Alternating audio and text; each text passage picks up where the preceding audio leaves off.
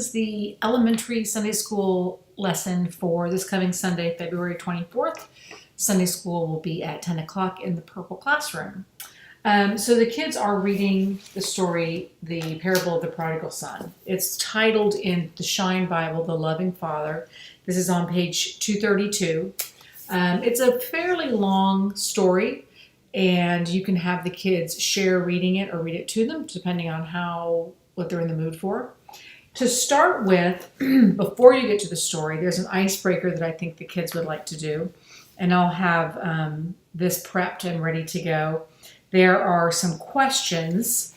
These are the questions right here, and they'll be cut up into strips of paper, and they'll pick one and pass it around, each answer it, and then pass it to the next person. So they all kind of learn a little bit about themselves. The questions are like this. What's the best gift you've ever given someone? Tell about a great party you attended.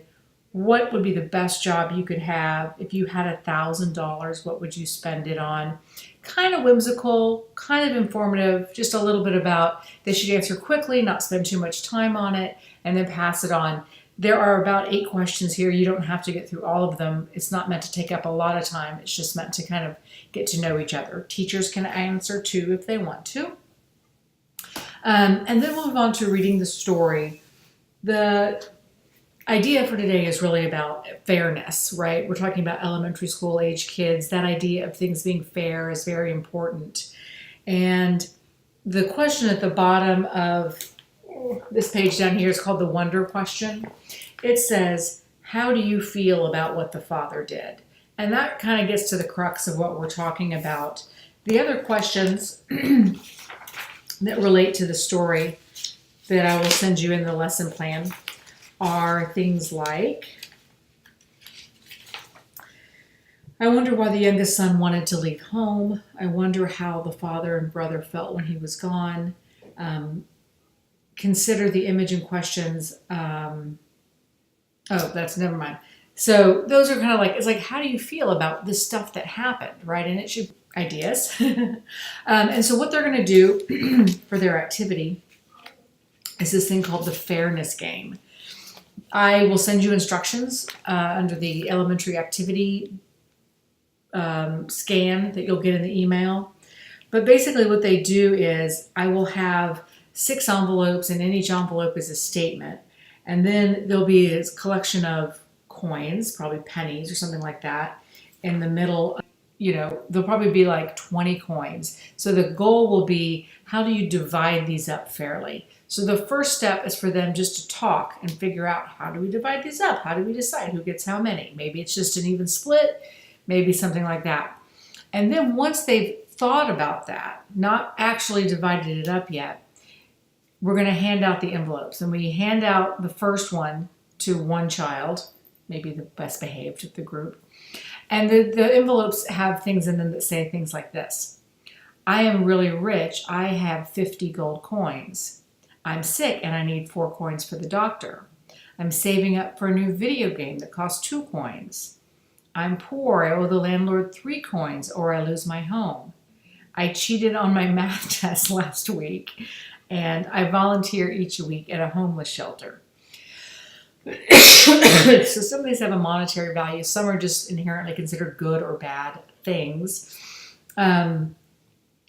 And so then once that first child opens the envelope and reads something, you start questioning, do you change this distribution of coins?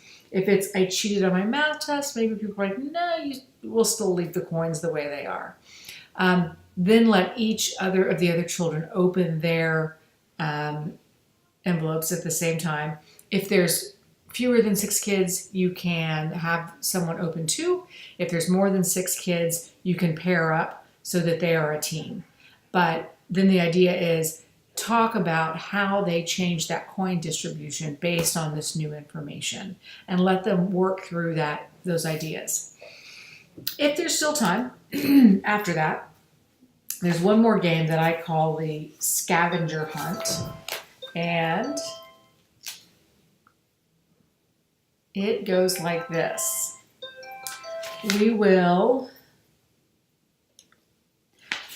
There's a list. let me find it for you real quick. On page 82 of your lesson here. Right down here, other ideas.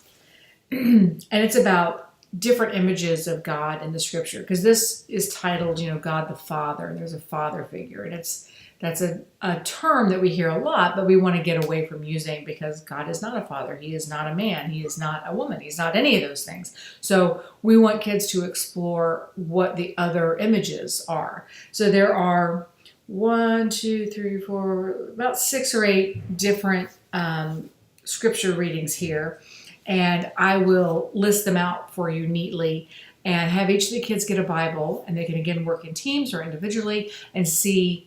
They're kind of racing to find that text, their assigned text, and then communicate back to the group, what is God compared to? What image of God is presented in this passage? So they get an understanding of looking through the Bible, where to find the books, and also the different images of God. So those are kind of the 3 activities, and hopefully there'll be enough time for all of them because I think they're all very valuable. And if you have any questions, let me know. I will be with the youth that morning, but all the materials for this stuff will be ready to go. Thanks so much.